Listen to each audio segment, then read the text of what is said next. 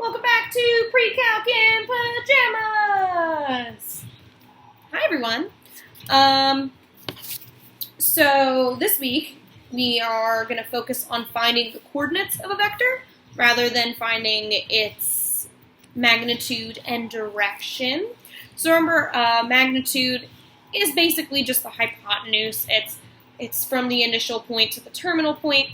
And direction tells you how much it's rotated starting from the x-axis in the first quadrant. So just a nice review of the degrees that go in each quadrant, remember, because we're thinking about the unit circle. We got to think about these degrees. So the first quadrant is going to be between 0 and 90 degrees. The second quadrant is 90 to 180. Third is 180 to 270. And then fourth is 270 to 360. That's why there's 2 there. So magnitude's always hypotenuse.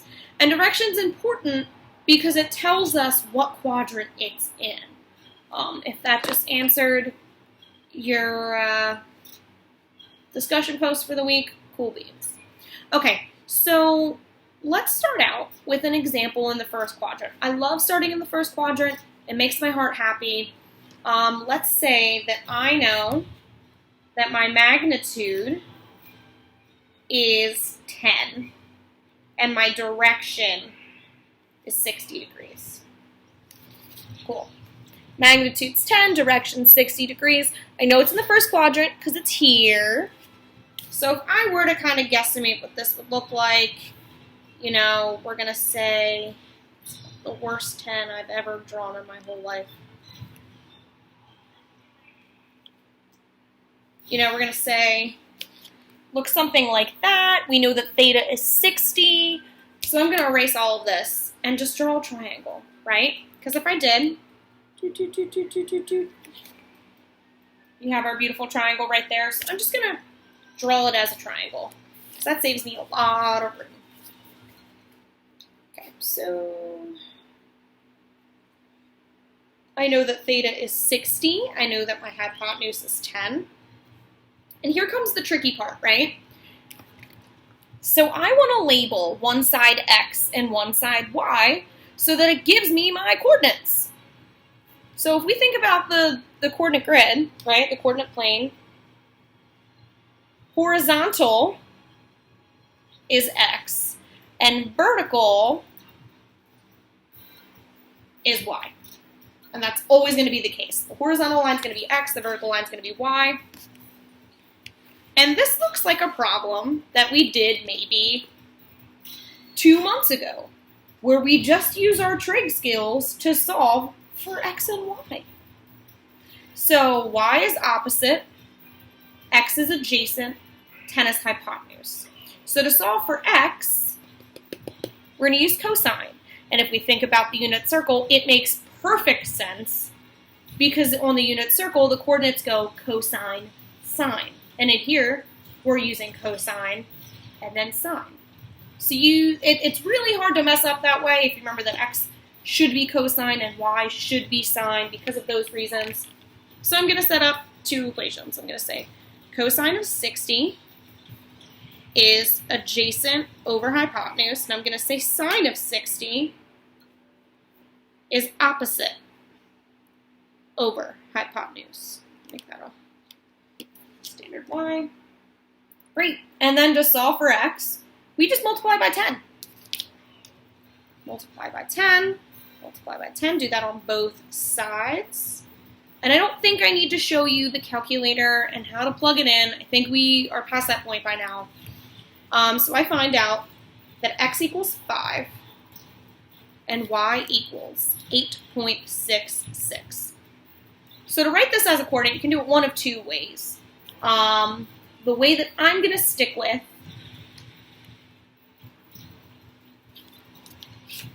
is using the angle brackets. Also, I need to tell, did I say what x and y was? X is 5, y is 8.66.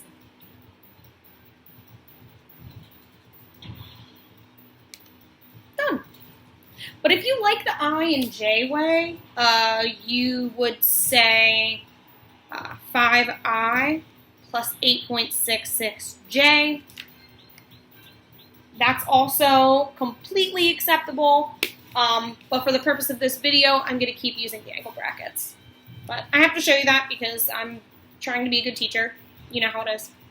So if it's in the first quadrant and your worksheet, not the quiz, so your just normal assignment is all first quadrant. So if you want to stop here, pause me, and try that, great, cool, awesome, do you. If you don't want to do that, just keep listening because I'm going to start talking about the second, third, and fourth quadrant. So this is when things get a little bit tricky because the direction I give you is going to be larger than 90, which means that we have to find out theta of the triangle. So the theta that I give you is going to be your direction for the vector.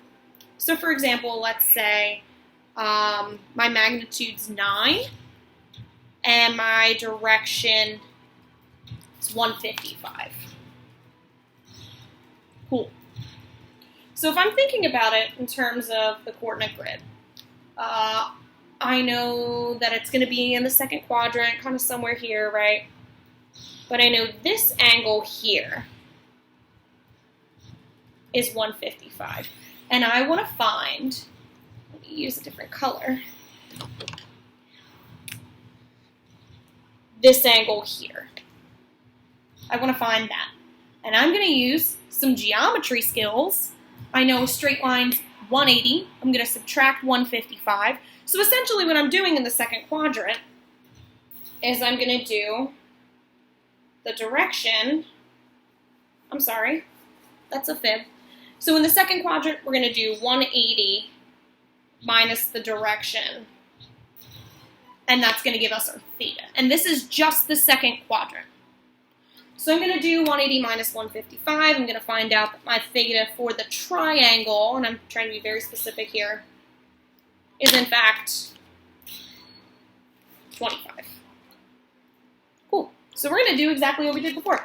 Notice that I'm gonna change the way that my triangle is facing with where it would look, where it would line up on the coordinate grid. So it's no longer going to look like this. I'm going to show you.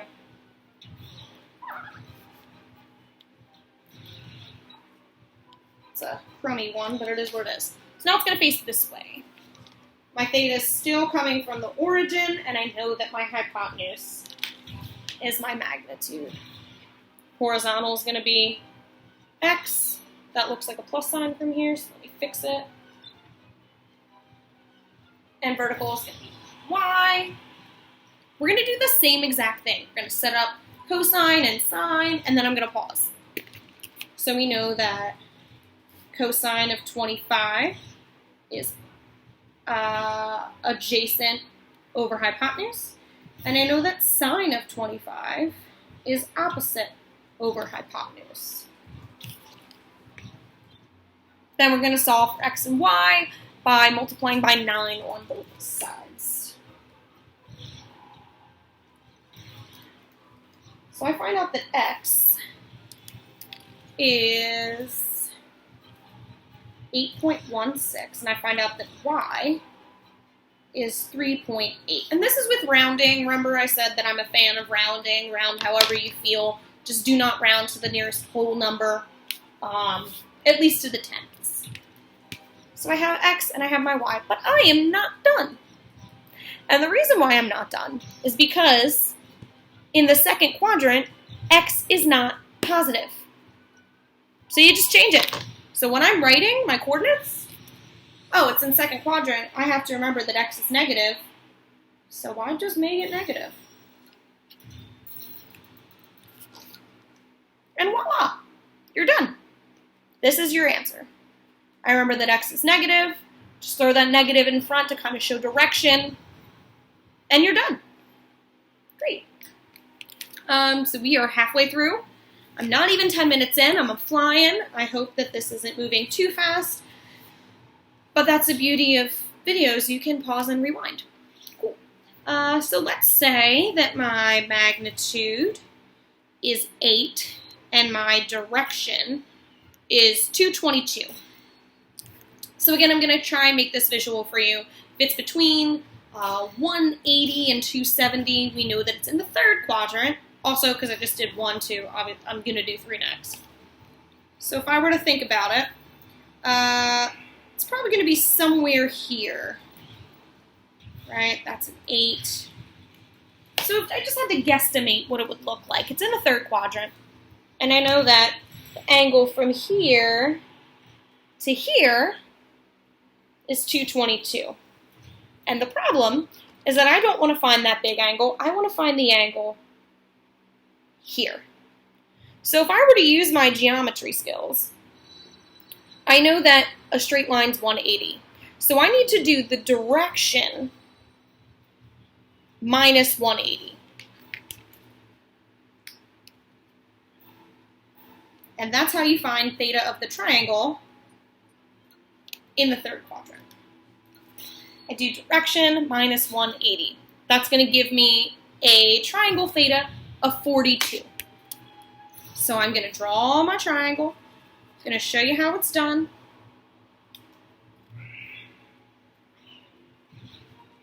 (42) is my theta. I have 8 as my hypotenuse, and I'm going to put x on the horizontal and y on the vertical. And then again, I'm just going to use my trig skills. I'm going to say, don't want to use glue for that. I'm going to say cosine of 42 is adjacent over hypotenuse. And sine of 42 is opposite over hypotenuse. That's how I set them up. I am confident that you can solve for x and y. So I'm just going to quickly do that for you. Multiply both sides by 8. Bloop, bloop.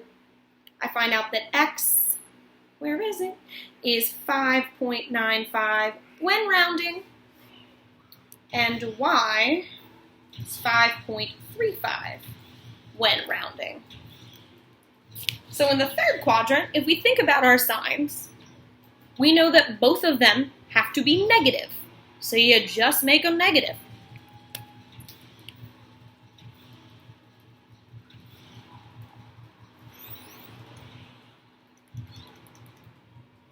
That's an ugly looking 5, but it's just like that. Just make them negative. Just be aware of the quadrant and use the signs that you should. Cool. We're flying. Last one I want to show you is a fourth quadrant one. And then I'm done. So let's say that our magnitude is 11. And my direction is 315 degrees. Okay. Magnitude 11, direction's 315. So that's in the fourth quadrant because it's between 270 and 360. And if I were to guesstimate what it would look like, I'm just going to kind of put it here. I know that 11 is my magnitude, right? And I know that from here all the way around, that reflex angle, I don't even know if people call them reflex angles anymore, but that's what I was taught, is 315 degrees. And the problem is that I don't care about that. I care about that little guy there. And if you noticed, it looks like a whole circle. Because it does. It just makes a whole circle. So in order to find that little tiny sliver, I'm going to take a whole circle, which is 360 degrees, and subtract the direction. So that's what you do in the fourth quadrant. I do 360 minus the direction. In this case, the direction is 315. So that means that my theta for my triangle is 45. And you could probably stop here.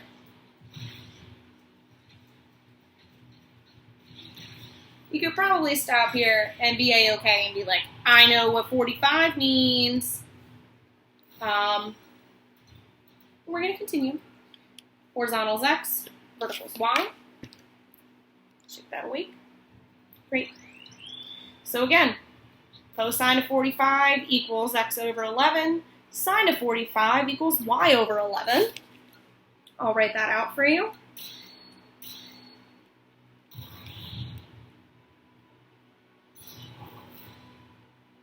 Whoopsie, y over 11. Solve.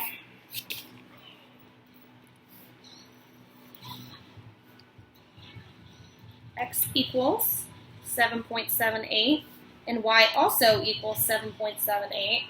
And you might think, I did something wrong. You didn't. You didn't. A 90, 45, 45 is an isosceles triangle, which means two of the sides will be the same. So you did it right. But the only thing here is that in the fourth quadrant, x is positive, y is negative. So my final answer will be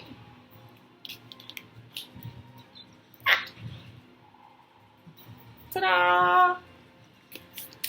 So there's nothing really new that I'm teaching you other than just trying to get you to use some old geometry skills to solve for the theta of the triangle, and then we're applying our really awesome trig skills that we're really confident about to the idea of finding coordinates. That's all I got for you this week. If you have trouble, email me. We can set up a Google Meet. I can do whatever you need. Yeah, great. Thank you guys so much for watching these videos every week. Have a good day. Bye!